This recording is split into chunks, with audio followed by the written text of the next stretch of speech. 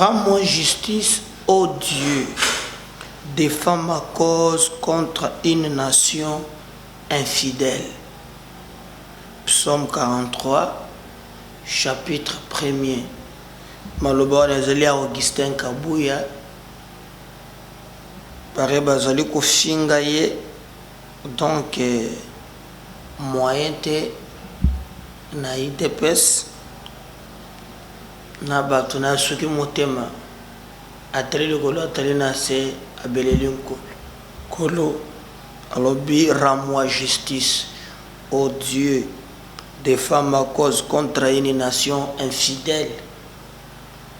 Bino nation infidèle botikani Augustin Kabuya apema. Bozali ebele bolandaka biso na Nairobi. Donc moi lobe na pesaka bango mbotete de konangai bino nde base akoki jamais kubosa na bino même bandeko congolais aza na Taiwan mbolo mususu toujours la émission de comment quoi comme en direct kalobeza en direct ya Roumanie kalobite ndeko nangai tozali ko pesa bino mbote ndeko komeningeza Lilaria Medana alobi bonjour MKBS biso ba Congolais ya Nairobi tolandaka yo atandenge opesaka biso mbote te ndeko nangai na pesi batu nyonso ya Nairobi na pesi mbote bato ya Maroc baza ebele balandaka MKBS officiel Bujumbura na pesi bino mbote bino boza na mboka oya mboka musu babengi ngai ezali na Rome ba Congolais baza ebele balandaka ba partage ka MKBS officiel bande konanga bozolanda ngai ba musu bazali ebele bazali na Kataku Kombe ba musu bazali na Ndondo Buteji ba musu bazali na Jimbelenge ba musu bazali na Teke Funguruma bozali ebele. Comment ne pas vous dire merci? Merci beaucoup. Bande kotoko solo la nabino l'actualité les qui moi ebele le président de la République a fongoli lobby c'est sur mon ba député provinciaux awa pour un projet de développement à 145 territoires boyebi ke ba musuba kufana bango na nzela ya mayawa na boye na Kinshasa pour ba ya ko participer na réunion wana basukili na mai ya bakufina bango mais bandaki nango lobby Fati azali ko rassurer Jean-Pierre Bemba Gombo les choses bandiko s'éclaircir mwandambo malembe en route na mapona miwana tokosoyana na bino mokolo ya lelo Nemi Mwilanya ya azali na ye mutu ya Kabila ancien directeur de cabinet naye auto publié beaucoup à soki kombetala monene ngoli ya babangoli bakaza ba professeur mboka ngoli bungutulu azali na plateau à TV5 Monde. Il a parlé sur l'avenir politique ya Kabila en 2023 nous sommes le ko sala monture ya mission na biso yango wana batata ba mama ba andeko.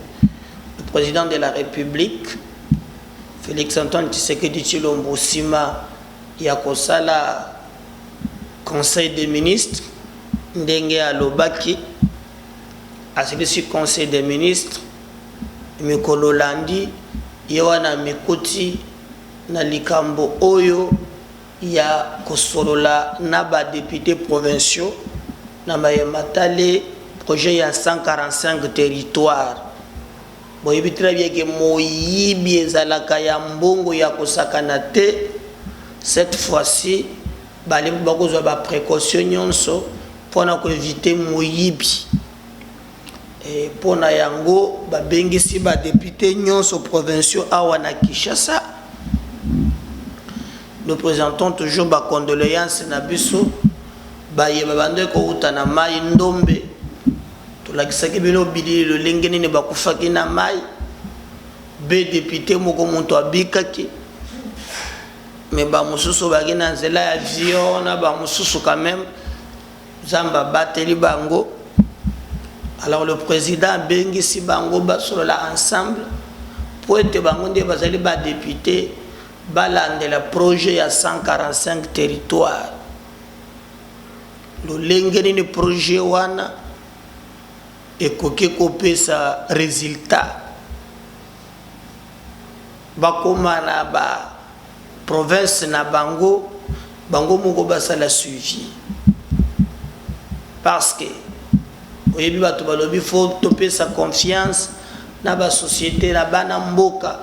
L'état privilégié bango eza malamu nga pe naza d'accord bapesa bango kasi moyibi eloko ebumi mboka eza moyibi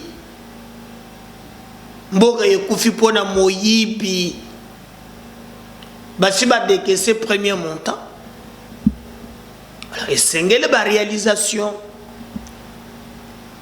ekoma te banzela oyo ezalaka babandi mais lolenge ezokende kosila tozoyeba te tozolinga bongo te tozolinga mosala oyo ezali keno esalami bato na bato bamoni keno mosusu esalama vraiment. Alors babengi badéputé, moi je pense que même ceux qui ba chef coutumier ba chef ya secteur ba chef ya groupement ata bakoya wate et alipe madame que le président de la République a instruit ba gouverneur pour être impliqué ba nyonso na likambo oyo. Tu as problème il y a 100 jours, tu as problème il y a Chile gelou. Au moins les choses en a le Chile gelou. Et ça déjà ah il y a 145 territoires. Tout le monde a développement motuna motunyon sobisika zali amona ke makambo ile ko kende malamu. Mais pona kokoma na niveau wana esengeli musala. Musala pe ya mukete musale mona nake ezali musala munene oyo ali ko salem. Donc nous devons travailler makasi tout la qui saba effort na biso mobiliser comme un seul homme pour que le projet wana réussir.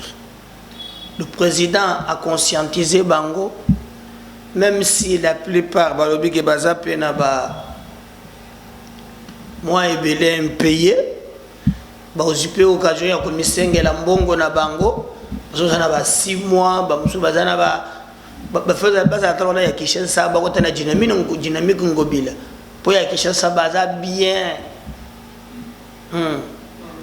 baza bien salaire ba koza la ba futite mais na ba chodile makambo asese na biso blague salgira Kinshasa baza na ba dip le ba député national bagenda so ba basale montage financier chabe d'achou contre mon to benda benzola na ye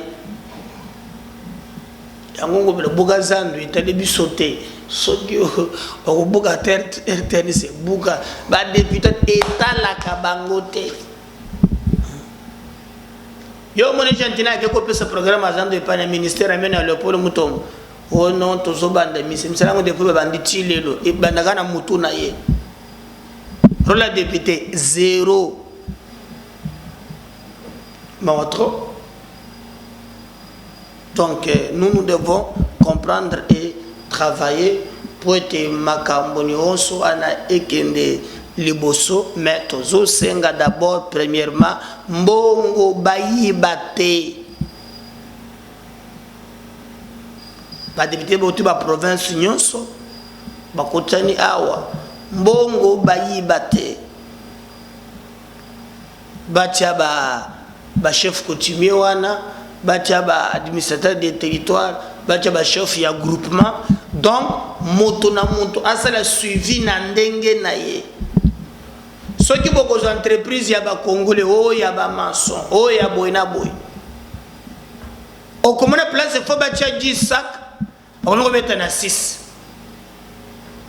et on met à zéro au moins si maman va ta 4 pouces ya zéro donc nous le zaka netité donc prenons des précautions ndenge ba député ba kozala ba sala ba contrôle parce que ba député ne va province fait que c'est la yango wana zaka ko isaka ba gouverneur te baza pe na musala ya ko voter pe ko contrôler afin que la province wana ekende liboso comme to pona déjà décentralisation lokola mode ya gestion esengeli basala mosala na bango lolenge longo bani pe batindika mboka na biso ekende liboso. Donc nous louons cette initiative et tout est likia to ebiete bakosala par tous les moyens pour que ba résultat et mon pambate soko meka wo na Tanganyika 12 millions et qui Nzela 15 milliards boye et que la Sony et un programme Yasuka oyo vraiment président Sengeli a mis en place peut la yango suivi pour être makambo et kendene liboso et que résultat au moins dans chaque territoire bazala na Nzela et puis nga nazo plaider ceux qui beaucoup qui opèrent bango Nzela moko ya monene mais beaucoup avec ce qu'on appelle des routes à dessert agricole on a des alliés motoya l'hôpital boche la bango pe ba matériel ya sika oyo ko permettre que bango pe ba koki ko se faire soigner école. Moi je me souviens na kende na mboka moko awa na ko bosa na nzia bana wana basiki sangai ezalaki na mbujumai ba peti wana makolongulu boko passer c'est quand tangu so yiba mbongo comme on epia katai comme mwana moko asere tina de bumo kaligile makolongulu peta zo serré kilote matata eliki mutolu hadi tume sikonzemo epe katai tuluma to mukaba epe katai tuluma to mukaba mokuna na Kinshasa bakonga zo kaba mbongo na ye après va revenir dans l'Assemblée nationale. C'est pas normal, c'est pas normal.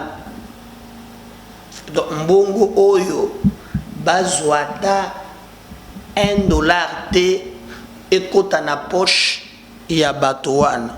Nous devons nous tous comme un seul homme aller dans le développement dans 145 territoires et nous demandons que le président de la République ndenga vieye moko ezala bongo tina suka monto kozombongo 145 territoires avant que bagende kuteka na cour de cassation batande atana martira to bambe mabanga to bambata mabanga. Jean-Pierre Bemba Gombo ndiye babenga kango azali babenga ba candidat oyo bazali makasi ba candidat oyo vraiment assalamu salamu nene na mboka oyo vice-président de la République. Il est allé même jusqu'à CPI MLC parti moko où ils allaient exister tilelo. Jean-Pierre Bemba Gombo pour les élections de 2023 nano tikala ko se prononcer. Alors tikala ka mystère. Mais maintenant ba élément oyo tozana yango biso to sotaka bato ali boso apparemment les choses comme ko s'éclaircir et Tshisekedi azali vraiment une obligation il y a qu'à comprendre les enjeux parce que quand vous regardez ndenge bazana ba parti oyo ya ezali représentatif tozana INC INC na moni babengi ba ministre na bango na ba député na bango bazalaki na réunion monene bureau ya parti na ngai ekangami na siège na bango azoloba 2023 kamere candidat to bombeli bino munduki iloko asuka mwana mwankingi mama nanga botanga mbogo pardon. Il y a un pays où les gens n'abango moko banji va transformer les antivaleurs en valeurs ba fandi kabo ina veste na cravate ba bongoli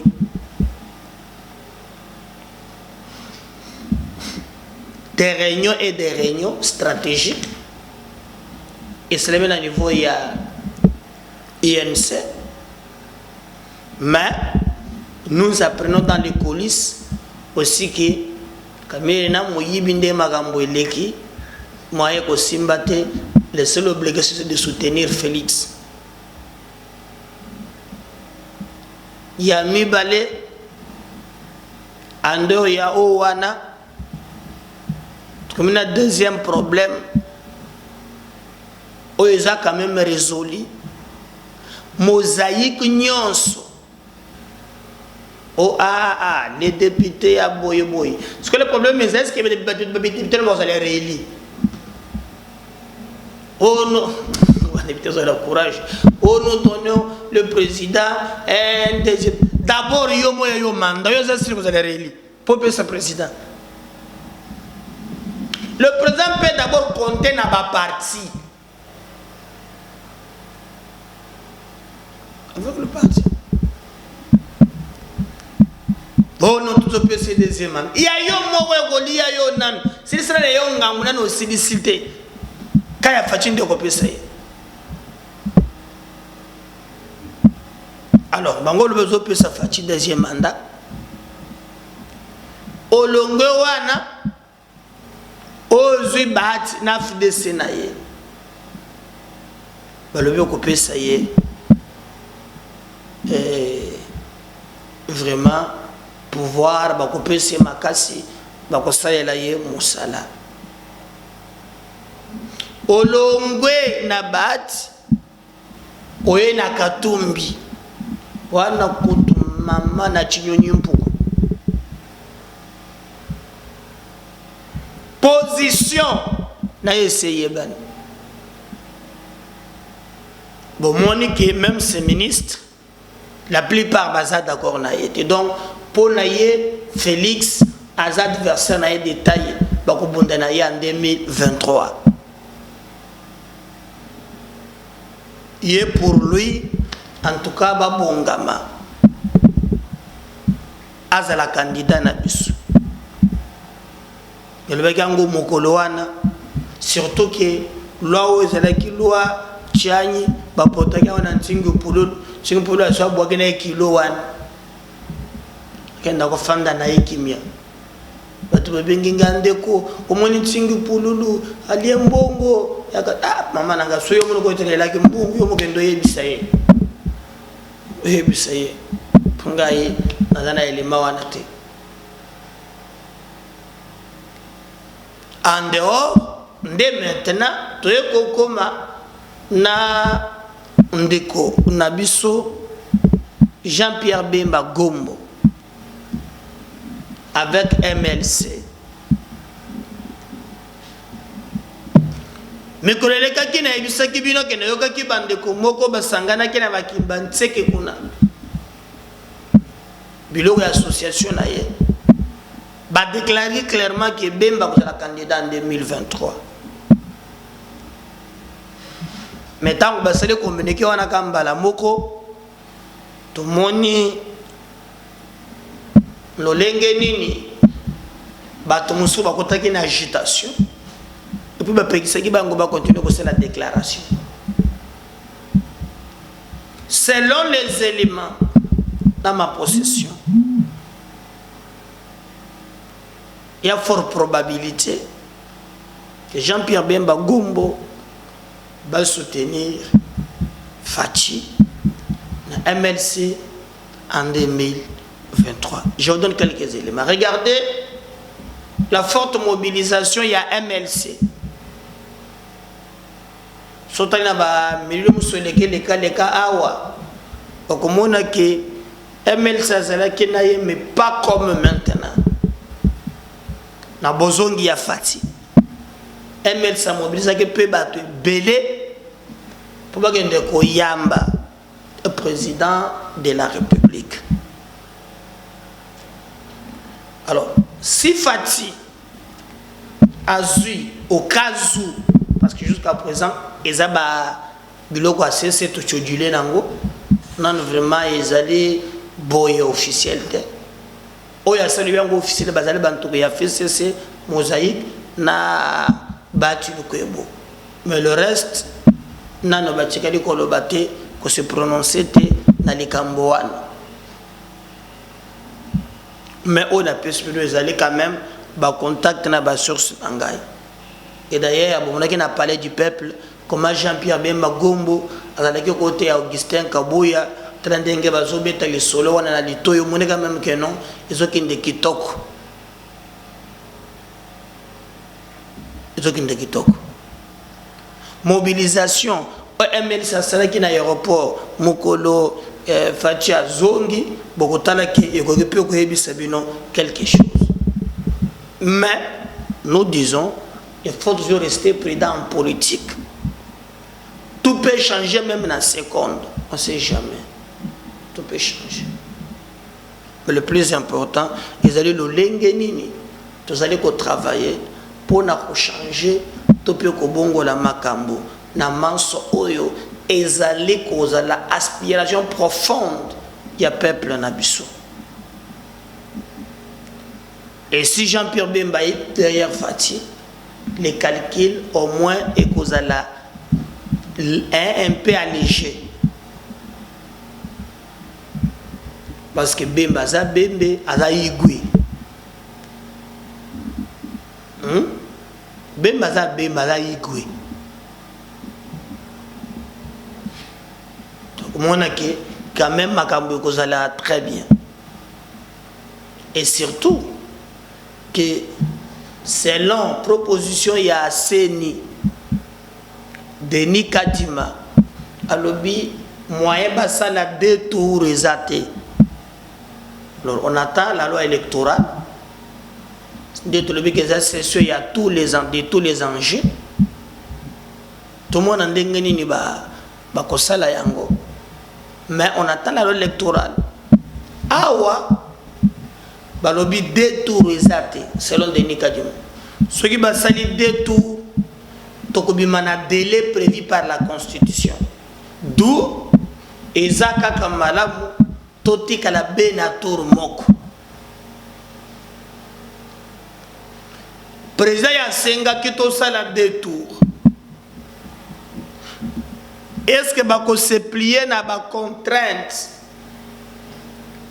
purement technique au Seni apesi ou bien bako trouver compromis moko ya classe politique le bekembo même si faut to le qui s'attend 3 mois to le qui sanabiso pourvu que musala ya mboka yekende liboso ou bien bako bakaka ke non to tika la kaka na likambo wana po yango nde ezali penza malam tokosala ndenge nini.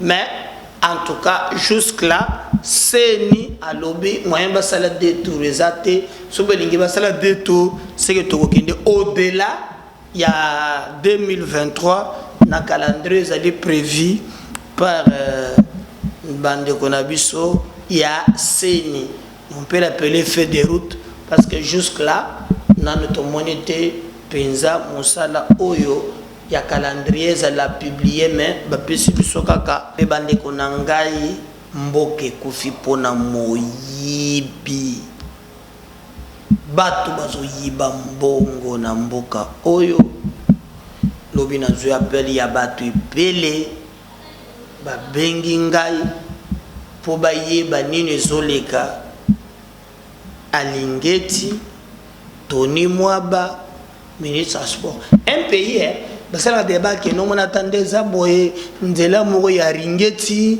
na kanyabayonga basali bongo taux ya chômage ezali vraiment bauti kosala balongoli 6%.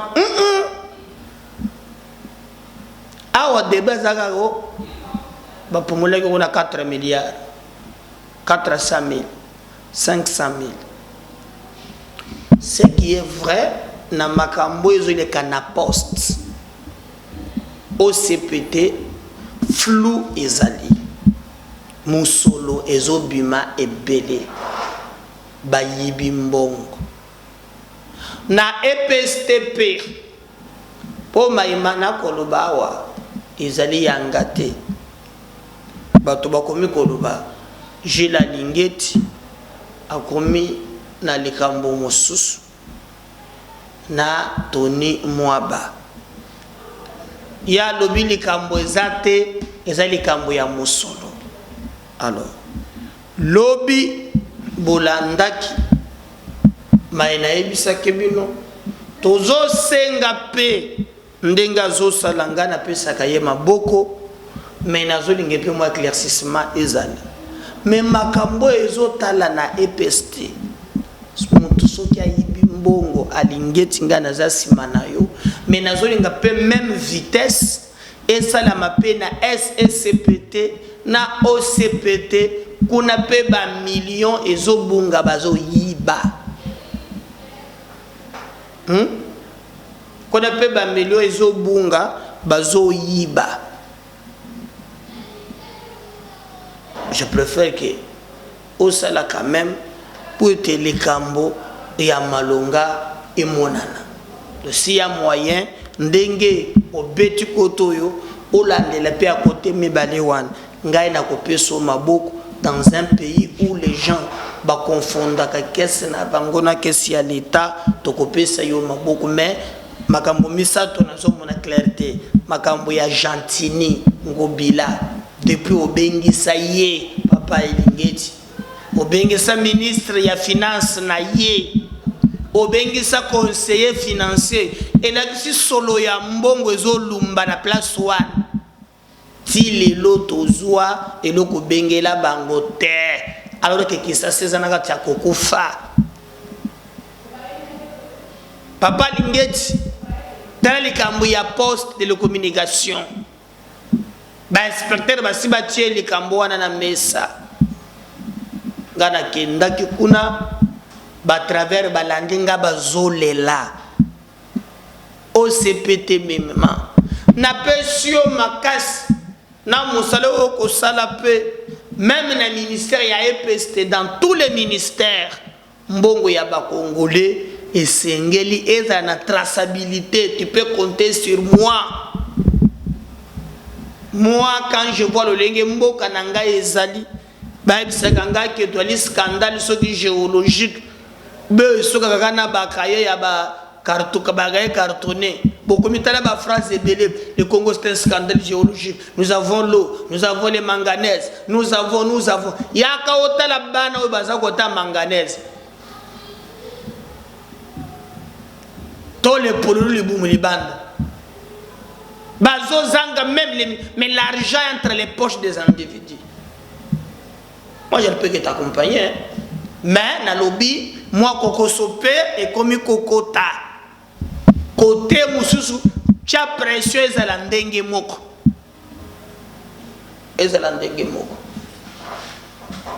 oui il faut ezala ndenge moko ngazo mona clarté nazolinga bolanda Gilles Lingeti yemoko maya lobby pour avantage à TV ezala radio te bolanda il explique makambo mbongo boyoka na malili zoto na malili mboka kamiyibi to sala bango nini mboka bemiyibi nini to sala te ata babilengo bayembaki nini to sala te hein zambe pese biso batu ya belongo toko tonga na bango mboka moyibi ko zala boye te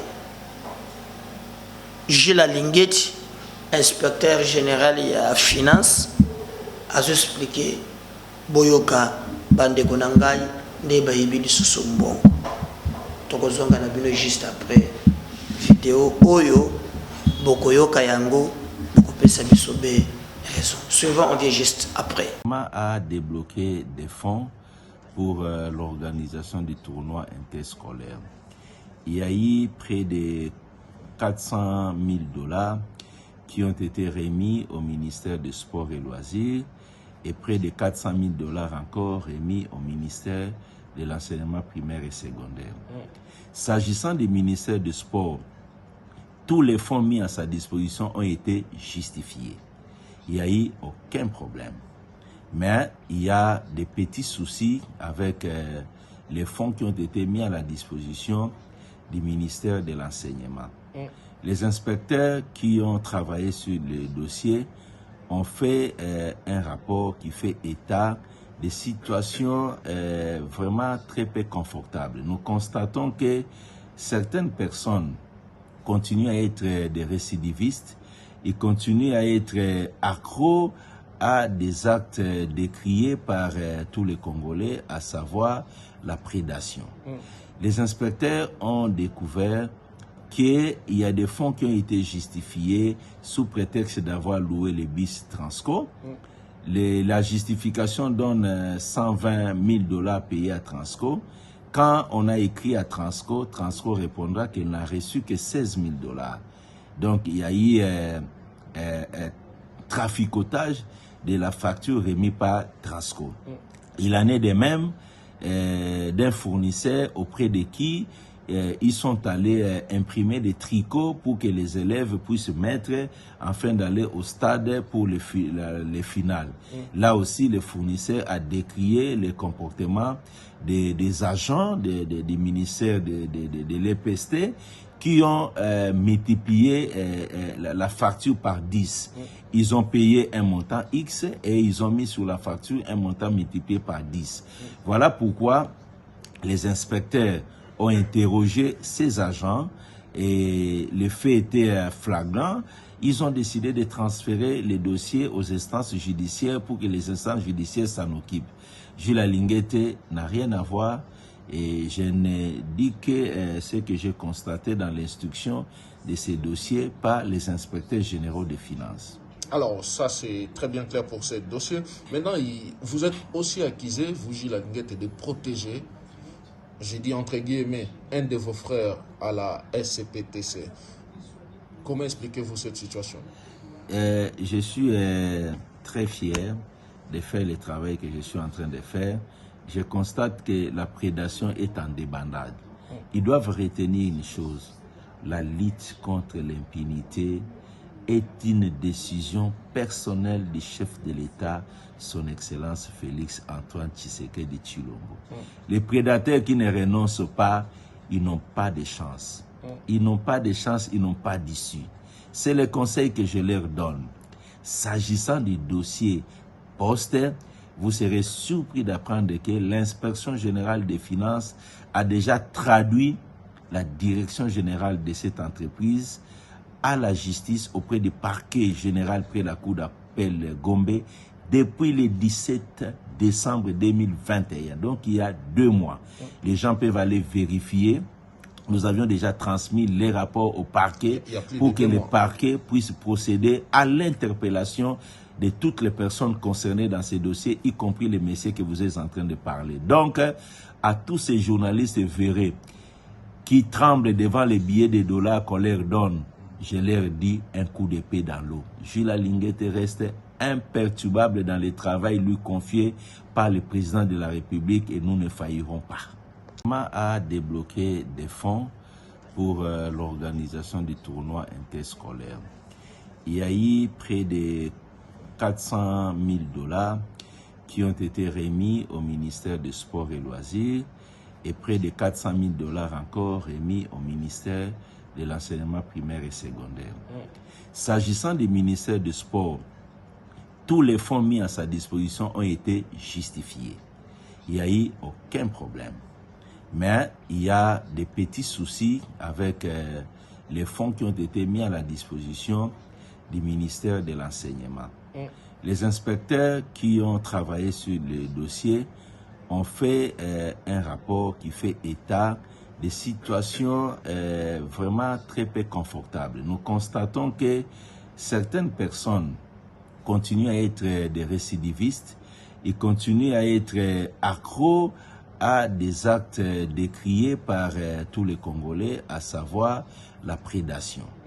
Les inspecteurs ont découvert qu'il y a des fonds qui ont été justifiés sous prétexte d'avoir loué les bus Transco. La justification donne 120 000 $ payés à Transco. Quand on a écrit à Transco, Transco répondra qu'il n'a reçu que 16 000 $. Donc il y a eu traficotage de la facture remise par Transco. Il en est de même d'un fournisseur auprès de qui ils sont allés imprimer des tricots pour que les élèves puissent mettre afin d'aller au stade pour les finales. Là aussi, le fournisseur a décrié le comportement des agents du ministère de l'EPST qui ont multiplié la facture par 10. Ils ont payé un montant X et ils ont mis sur la facture un montant multiplié par 10. Voilà pourquoi les inspecteurs ont interrogé ces agents et les faits étaient flagrants. Ils ont décidé de transférer les dossiers aux instances judiciaires pour que les instances judiciaires s'en occupent. Jules Alinguete n'a rien à voir et je ne dis que ce que j'ai constaté dans l'instruction de ces dossiers par les inspecteurs généraux des finances. Alors, ça c'est très bien clair pour ces dossiers. Maintenant, vous êtes aussi accusé, vous Jules Alinguete, de protéger, j'ai dit entre guillemets, un de vos frères à la SCPTC. Comment expliquez-vous cette situation? Je suis très fier de faire le travail que je suis en train de faire. Je constate que la prédation est en débandade. Ils doivent retenir une chose, la lutte contre l'impunité est une décision personnelle du chef de l'État, son Excellence Félix Antoine Tshisekedi Tshilombo. Les prédateurs qui ne renoncent pas, ils n'ont pas de chance. Ils n'ont pas de chance, ils n'ont pas d'issue. C'est le conseil que je leur donne. S'agissant du dossier Poster, vous serez surpris d'apprendre que l'inspection générale des finances a déjà traduit la direction générale de cette entreprise à la justice auprès du parquet général près la cour d'appel Gombe depuis le 17 décembre 2021. Donc il y a 2 mois. Les gens peuvent aller vérifier. Nous avions déjà transmis les rapports au parquet pour que le parquet puisse procéder à l'interpellation de toutes les personnes concernées dans ces dossiers, y compris les messieurs que vous êtes en train de parler. Donc, à tous ces journalistes véreux qui tremblent devant les billets de dollars qu'on leur donne, je leur dis un coup d'épée dans l'eau. Jules Alinguete reste imperturbable dans le travail lui confié par le président de la République et nous ne faillirons pas. Je crois que au Bolandi est allé Jules Alinguete.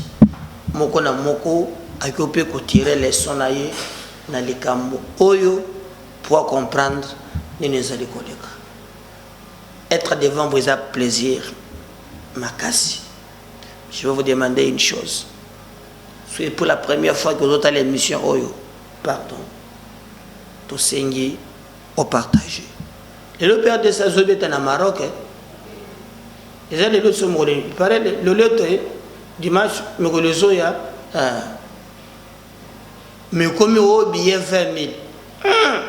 Devenez ça sport, pe konde, ce qui konde Oyo. 20 000 na billet. Sana yo billet papa tikane mindondo